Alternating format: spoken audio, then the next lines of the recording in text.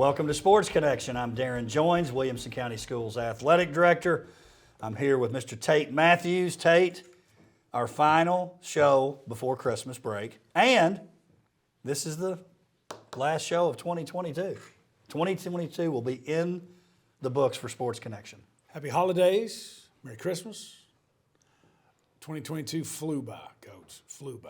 I feel like, and I don't know if it's because of this show, but you're very stylish today. Thank you. My wife got me this jacket. It's a little, a little cooler outside today. I thought we were going to get another break from the rain. Missed that, but yeah, Mrs. Mathews, JCJJ got me looking good today. So thank you for noticing. I'll tell her. Tate, listen, we got a lot to talk about, and really maybe the biggest news is the news that came out last week, the change in the amateur rule in for TSSAA that's effective immediately. The amateur rule, for those that are out there, Tate, that is NIL. NIL. So name, image, likeness, what you see at the college level, basically the same thing. So what has happened is, and we'll talk about this at length, but student athletes can now get payment for instructional services. This is the part that's not getting talked about a lot. But basically, I'm giving lessons. I'm providing lessons for someone. Now, the thing that's tricky, students have to be aware of rules of the USTA, the Tennis Association, USGA, the Golf Association. I was at a meeting at the National Athletic Directors Conference this past week, and one of the things that was mentioned is the USGA says, no, you can't give lessons. However, it wouldn't keep you from somebody paying you to go play 18 holes with you. Always a loophole. Which I'm sure you could. There was talking about a kid in North Carolina, I think he was playing at UNC, but they were talking about that. The second part, and I'm going to read this and then we'll put it in layman's terms. So here's a change in the amateur rule. Students may receive payment for activities not related to performance, provided they are carried out in a manner that does not suggest or reasonably suggest the endorsement or sponsorship of the TSSAA school, the individual school.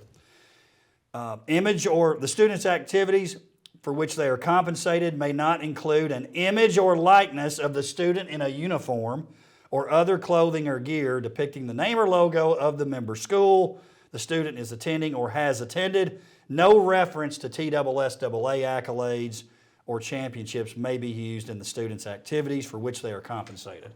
So to simplify that, I can show up in a uni, but it can't be my schools. It can be a blank one. The old commercials, you see that a lot with the professional Correct. athletes. You can do that. Or like a movie where they didn't want to pay the royalties. Now, here's something I thought was interesting. Now, and this is a fluid situation. This is going to be, a lot of people have gotten on TSSAA about this. And I think the biggest complaint was, hey, you passed it and then it was effective immediately. But here, in their defense, I don't think you really know what the issues are going to be until it rolls out anyway. So the frequently asked questions are coming up. I think you're going to see more guidance actually as we go. But I think it's an interesting time. Oh, yeah, it's definitely news for sure. A couple things I take from what you said first, and then the rolling it out, and then the next day it's a part of our life. I think I have a thought on that. But so a couple things I heard. One, USTA, USGA. So the USTA, the USGA rules trump NFHS, TSSAA adheres to NFHS rules, right? Governing body. That's right.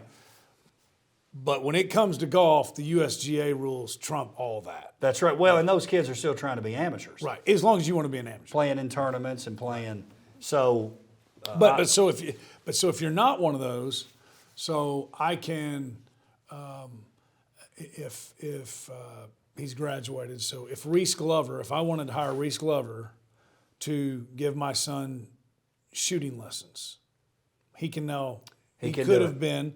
If he was still here, he could be compensated by that. He can do that now. But let me ask you this, because like the print, the advertisement, he can't be in Franklin, he can't be in right. Whatever. Back then they were the Rebels, whatever, Admirals. Can he show up to the lessons wearing Franklin, or is that a ding? I'd say if it got promoted in it, it would be. If it ended up on social media. That's right. Here's what's also interesting, and again, the TSSAA, I think they're doing the best they can at this point. But one of the things that came up, at least as it stands now, It's the individual post.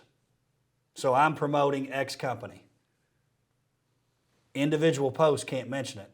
Well, we all know on those social media accounts in my bio or the picture of me, it may associate me with a win or a school. That's okay. It It's is the individual post. Yeah. Yeah. Because Now that could change. I was going to, okay. So, I know they can college. So what you're saying is, again, let's go back to Reese Glover. Let's pretend he's still at Franklin. He could say, Reese Glover, point guard, class of 2024, Franklin High School, Waldo's Chicken endorsed athlete. I don't know if he'd put that in his bio, although the bio's separate from it, so Yeah. sure. It's the individual post, though. Yeah. If that's in an individual post, he couldn't do that Franklin part. Again, it's changing.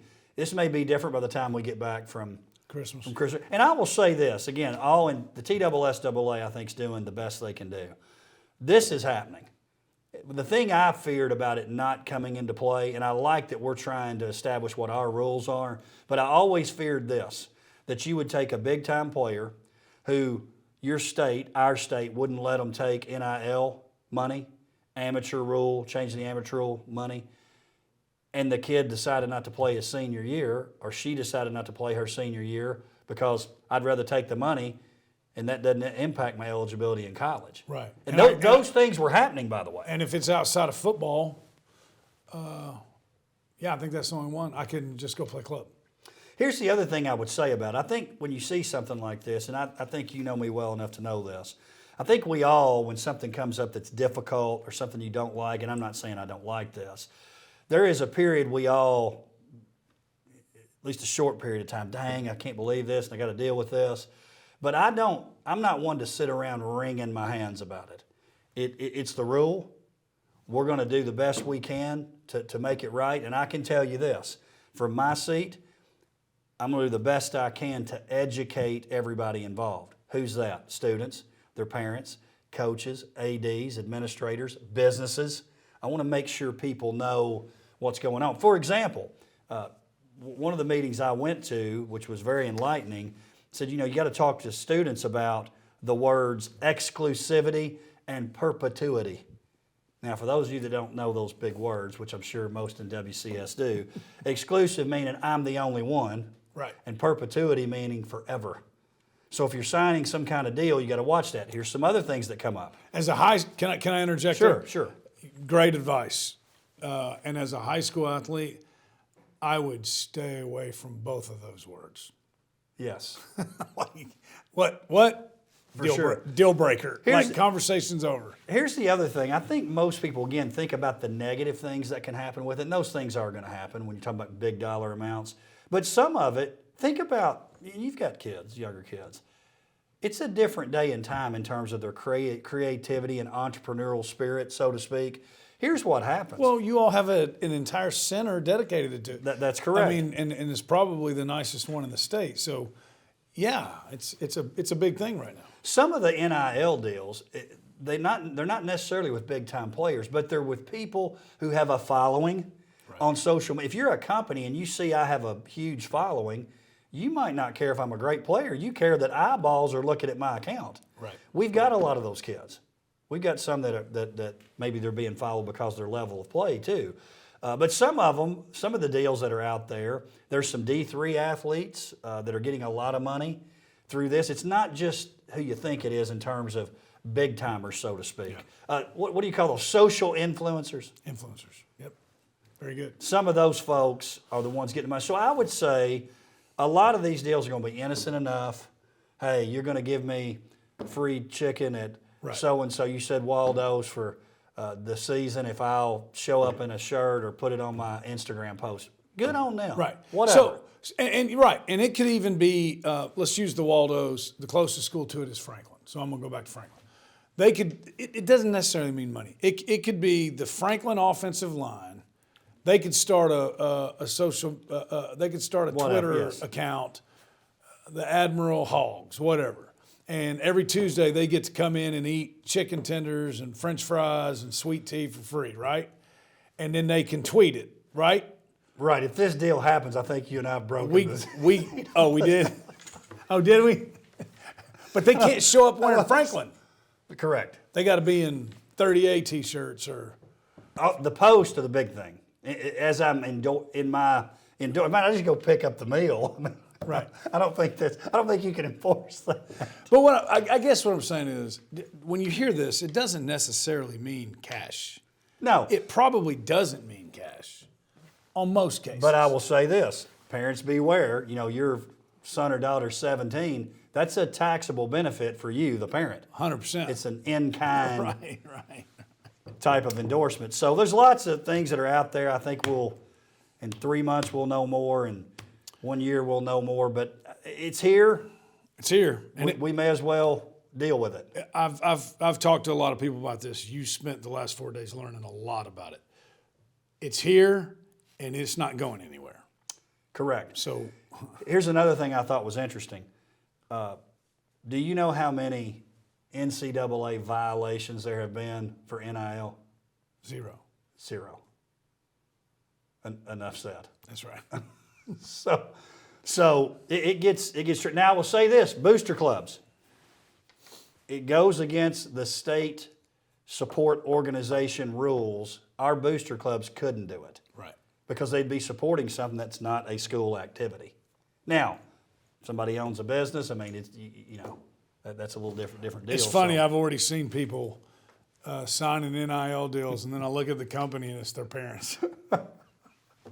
Well, listen, some of it is just a thing, right? It's kind of cool to say you did it, whether you're a business or the student. I think, some of that's fun. And I'll say this, as a marketing teacher, I can assure you that the first day in my marketing class, we would have been out there saying, hey, let's come up with some that are kind of catchy with your names that you might be associated with. Some of you athletes in here are an athlete in the school, just to have fun with it. So there's a lot of things I think that are stressful about it, but again, I think a lot of these are going to be fairly innocent, and good on a kid that has the entrepreneurial spirit. Yeah.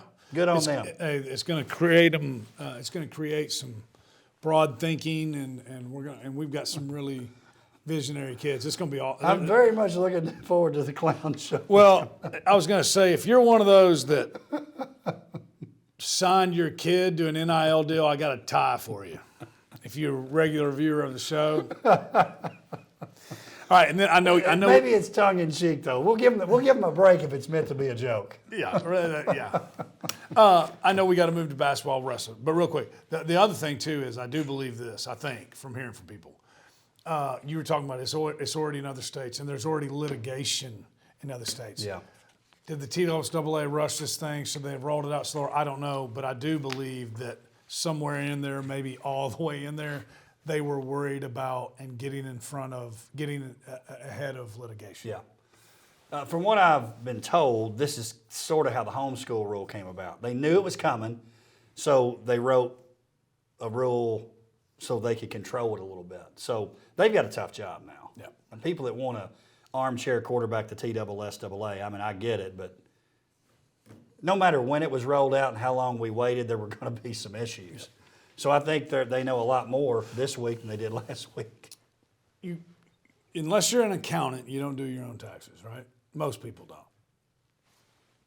Seek somebody who knows about this before you enter into this. Just make sure you're doing it right. Right. Well, and again, to go back to what I want our role to be, because we can't broker deals. We can't do that. But we can educate. Yes. We want to make sure that our people get educated, so that's going to be my number one goal. Good word. All right, let's talk a little hoops. Hoops, basketball season. Brentwood. We're going to talk. There's been a lot of games going on. We're going to talk about the ones primarily that involve WCS teams. Brentwood boys and girls get a sweep over Nowensville.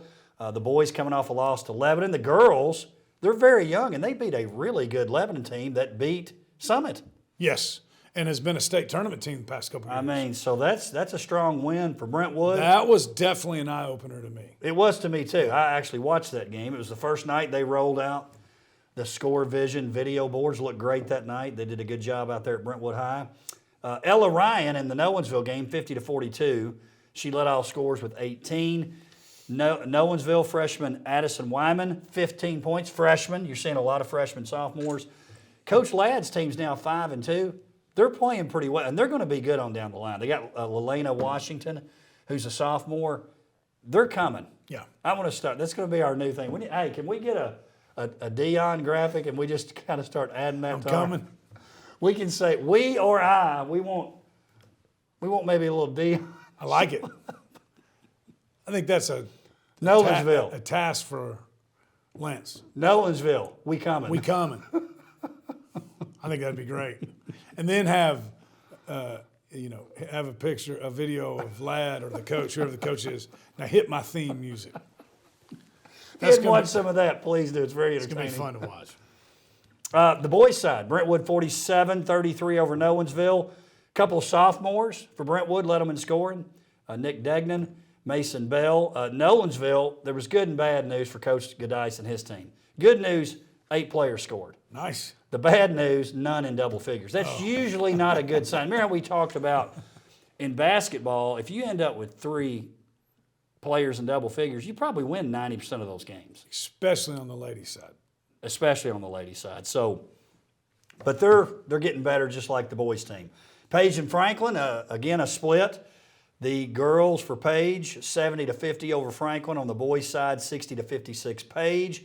11 threes for Page. You love to talk about how in the girls' game, that's something you've noticed over the past several years, that three-point shot becoming a more predominant type of thing in those games. Oh, yeah, without a doubt, it's become. Well, look at what's going on. We talked about it last week going on down there at Summit with Miss Johnston, but it's as big a part of the game as it is in the boys, and I give almost 95% of the credit to the weight room. The ladies teams, no question. They train in the weight room all year long, just like the football teams used to, and the boy, and they're stronger, man. It's made them more athletic, but they're stronger. And if we had a 3-point contest, like over Christmas or whatever, the overall winner might be one of a ladies player from Summit. That happens. That's right. That happens in the and I mean, NCAA if we all have the boys time. too. When they have the little 3-point shooting contest there at the Final Four for teams that are out, a lot of time they do that shootout at the end. The female is right there. They either win or close to winning, so it's pretty impressive. Mary Elizabeth Fox, 20 points for Page. The Bushman sisters, senior Braley with 14, freshman Maisie with 11. And Coach Kaufman openly says, hey, Braley, she's going to be better than you. He said that at Media Day, which was fantastic. How was it received? Well, I'm sure Braley didn't take it as well. What is it with dynamic sister duos and Lady Patriot basketball? Well, in WCS in general, this brother-sister combo, or sister-sister, brother-brother, whatever. Franklin, now they broke that rule we talked about, the 90%. They had 3 young ladies in double figures, but it didn't equal a win. Lila Gardner, 17. Amy Elliott, 12. Cecily Brandymore, a freshman, 10 points in that game. On the boys' side, now listen, Coach Street's team, yes, I love the competition he's playing. They're tied going to the fourth quarter. Franklin ends up winning by 4. Davis Long, one of the best players in this league, 20 points, 8 of which came in that fourth quarter. But I think it's a good result for Page. They didn't win, and there's no moral victories and all that kind of stuff. They'll do okay in their league. Well, they're going to do great in their league, and they almost beat Franklin, who a lot of people think have a very good chance to go very deep into the postseason. Which this might be the portion of the show we need to also say Ravenwood beat Franklin a few weeks ago. We need to make sure that everybody... Trying to make up? No, I'm kidding. Everybody needs to know. Well, don't forget, Page just got their football boys back. That's right. There's no way they're in basketball shape yet. No. Jack Medalley for Franklin, 17 points, 11 rebounds. Christian Brown, 11.7 boards and 5 block shots.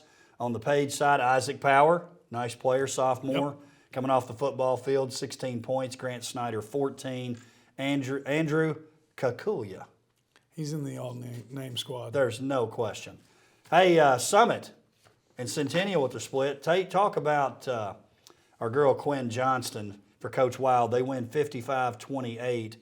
Again, the three-point shot. She had kind of an off game. A little bit of an off game. She only hit 5 3-pointers against Centennial. She had 19 points, 5 3-pointers, and Summit got the 55-28 victory over Centennial. We've talked about it. Coach Hamilton's doing a great job growing that program, but when the Lady Spartans shoot like that, you're probably going to be in trouble. And that's kind of what happened. 3 in double figures. Shear with 14. Ali, Bridget, younger sister of Bergen, who graduated last year. Yes. Nice player. And again, I think Coach Wild would say, sorry, Bergen, Bridget's going to be a better player. And Bergen's a great player, but Bridget, she's going to be pretty special. That's a basketball family. It is. Addison Gourday, 17 points for Centennial. That's a lot. Scoring 17 in your 28, they've got to have some other players step up. Well, it's not a recipe for wins. Not beating a team like Summit. On the boys' side, very similar score, but just a different team winning. Centennial, 59-29 over Summit. Luke Burnett, 22 points. Dominic Reed, 11. Summit, again, like we talked about with Nowensville earlier, the good news, 7 people scored. The bad news, no one in double figures. On the boys' side especially, 29 points is not going to win hardly any games. Not necessarily. It's not going to win in girls, but in boys it's definitely not. Yeah. Where the scores tend to be higher. Correct. And they're young, but Coach Moore's been there now long enough to put his. He's talking differently too, isn't he? Oh yeah, he likes his team. He's talking because he's usually not that he's been, Lou Holtz. Well, that's probably would be closer to what he would do before, but he's not exactly Lane Kiffin bragging on the team. Oh no. But it's different. He's also not acting like they're going to go 2-18. That's right. Well, and it'd be hard to since they've already got 9 wins. They're athletic. They're good. They can run. They're going to play defense and rebound under him. He likes his team. They've had some really nice wins, and that's a good one. And here's something I would point out, because this hasn't always happened. We won't get into it, but they've had more football and basketball players on that basketball team the past few years, and they're having some of the best results they've had. I've always said more than any school in WCS, they have to have multi-sport athletes if they're going to be successful. Yeah. Football too. Like it just can't be split there. And Coach Dr. Dyson, the young people don't realize, when he first got to WCS, he was Coach Dyson. But Dr. Dyson, Coach Glass, Jeremy Moore, Matt Kreisky, what's the AD and assistant AD? That's right, assistant AD. That's right. Head football coach, basketball coach. They did a good job of getting a football coach and a basketball coach that work well together, and they do.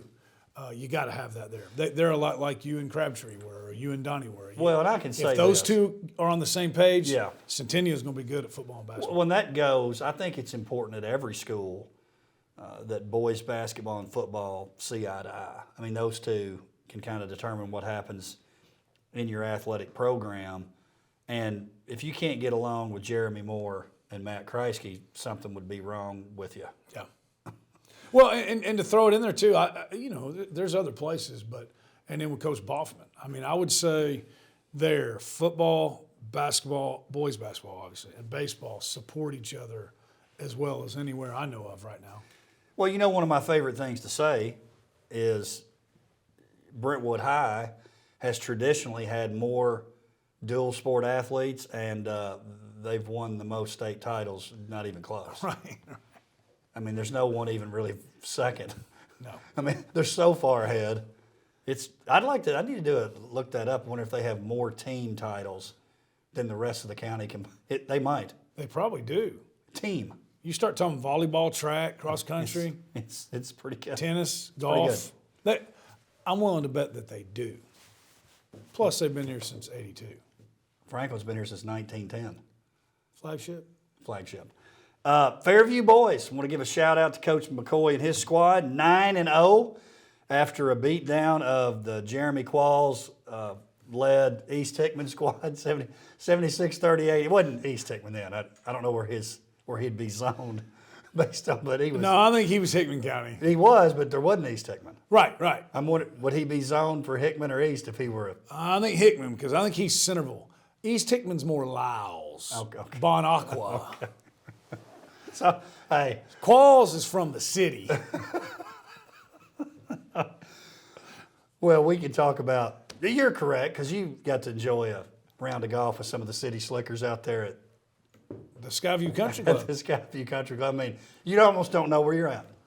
Oh, when you you're out don't. there. And the facility is like none that I've ever been to. Now, I haven't played as many golf courses as you have, but that is it fair to say that facility was very unique? Very unique. Yeah, without a doubt. I loved it. Outside of the helicopter surveillance, but Hey, this is for Fairview, and then you're going to like this one. This week's gem, Tate.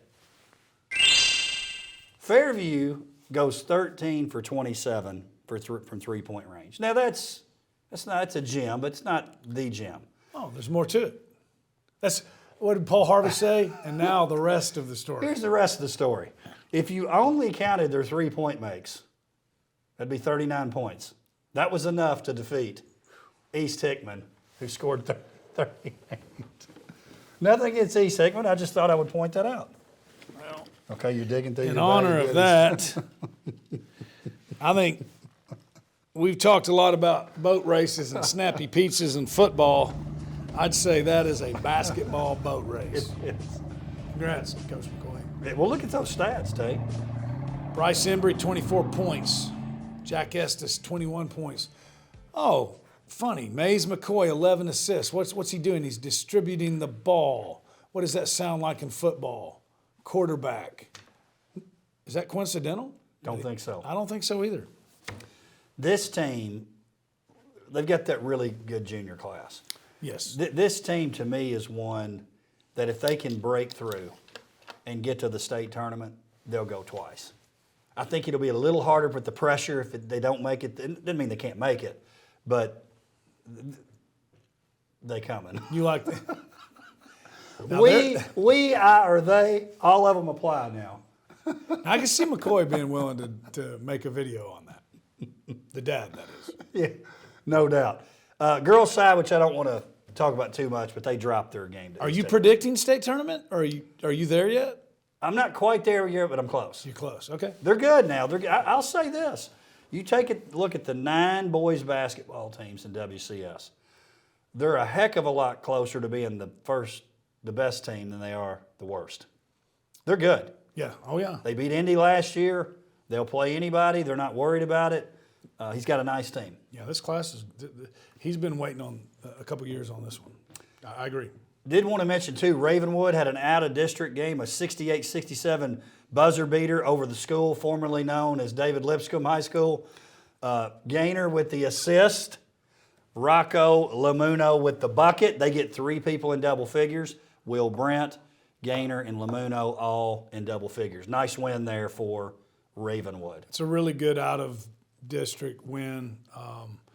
And Evan Gaynor, he's another one of our favorite point guards out there distributing. Rocco Lamuno, not only is he on the all-name team, he's on the all-hair team Yes. of WCS without a doubt. And then, hey, man, when they're not your leading scorers, Will Brent's got 16. That was a really good win. I know Coach Whitlock was happy with that one. They dropped a tough one against Beach a couple of nights later, but again, I like them playing. Beach wasn't expected to be maybe as good as they are. They're undefeated right now. Not quite the team they were last year, but certainly a good matchup there going to Beach. So I like those games out of league. Wrestling, we've had some great wrestling results, and I think it's time for us to talk about one that, again, you want to talk about somebody who's coming. Summit Wrestling. They go to the Al Miller Duels. Now, that sounds like whatever, right? It's in Cleveland. It's 16 teams, and you're not a team if you're in, you are a team if you're in that particular event. Especially if you're placing in the top 5. Well, the only loss was in the semis to the eventual winner, Cleveland. They had wins over Christian Brothers, Father Ryan, a couple schools out of Georgia, and they lost to Cleveland 36-29. On the large school side, obviously Fairview's already done it. Franklin did it way back when, right, in wrestling. But our next team wrestling championship for those larger schools, it's just a matter of time. Summit's going to do it. They're going to do it eventually. I hope it's this year. First of all, it's pretty cool, the Al Miller Duels. If you're wondering, is there any relation? Yes, there is. That's what that's Pete's dad, and that has become kind of like we used to talk about with the Father Ryan Invitational. That would have been a great nugget or gem. Yeah. That's where he learned all this stuff, right? So when you see the youth club being formed years ago, the blueprint, he's got it. And it's because he knows Al Miller pretty well. So anyways, that is as good of a tournament, if not the best state tournament in the state now, even though it's over in Chattanooga. And Father Ryan, odds are better than a 50-50 chance that Father Ryan's going to win their division, and Christian Brothers will be there. So that's a tough, hard-fought, and they only lose to Cleveland, and then 36-29. So that was close, right? And then Brentwood goes to McCauley, and with everything you're talking about Summit, I think this Brentwood team, Coach Smith's been building it. I think they're really close. Now, he's really excited about this. There's zero chance that Coach Smith watches the show, but if he got wind, I bet he does. If he got wind of the comment about Summit being the next one, there'll be a text. Thanks for supporting. Listen, I like to fire the teams up. Yeah, perform. Let's go. Y'all step it up. I like it. I like when they get fired up. He's kind of like you were talking about with Jeremy, but even more. If you ask him about it, you can tell he's excited about it. He's excited. 37 teams competing in that tournament. They finished second. Arash Yazdani, 138 champion. We had some runners-up. Judson Jarrett, Clark Vaughn, Wyatt Gibbs. Also want to mention at the Ramsey Rumble at Siegel, had several schools in there. Brooklyn Long, young lady, was the state champion last year, is the champion at 138. Aaliyah King from Independence also in that event, a runner-up. Page goes 5-0 at the Stone Memorial Duels, so congratulations to those wrestlers. And then Franklin finishes runner-up to Wilson Central at the Slam Fest in Clarksville. Coach Cathy's excited about his squad. His first year as head coach, obviously longtime assistant coach, was a wrestler on the state championship team, I believe is right. Yep. They defeated Nolensville in the semifinals. Nolensville goes on to finish fourth. So lots of action when you're talking wrestling and basketball. There'll be a lot of great activity going on over the Christmas break, lots of tournaments to go to. Check those out.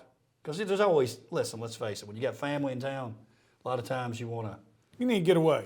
Kind of get out. Especially if they're staying with you. Hey, runner-up to... You said that so quickly like you might have some people staying with you. No, I just did. But no. Yeah, come on. You need a Would little... Doug get out of the house if people were there a little bit too long? Oh, gosh. He'd be running down to Twice Dailies. All of a sudden volunteering I got to go to get some grocery gas. store. I thought you just went and got some gas. Volunteering to go to the grocery store and pick something up, and he's not volunteered to do that all year. I'll do it. Hey, runner-up to Wilson Central at Slam Fest. That's good. It is. I've been noticing Franklin's been getting nice wins. They have. That's another one. He's got that program rolling too. So, for another show, when we get back, I feel like we dipped a few years ago in wrestling. I think that's fair from where we had been. But I think, we had good team. But good now, team. I think as a whole, come on, you got to get. I think we're back up. You got to follow with. We coming. Now hit my music. If you can find that, it's Hit fantastic. My theme music is the best. You might have to cut out some of the stuff before it, but but the Hit My Theme music's okay. All right, Tate, Merry Christmas, Happy New Year. Look forward to seeing you in 2023. Hard to believe, man. Next show will be 2023. It's hard to believe. Hope you and your family have a great holiday season. You too. And you too. And thank you for joining us for Sports Connection. We'll see you next time.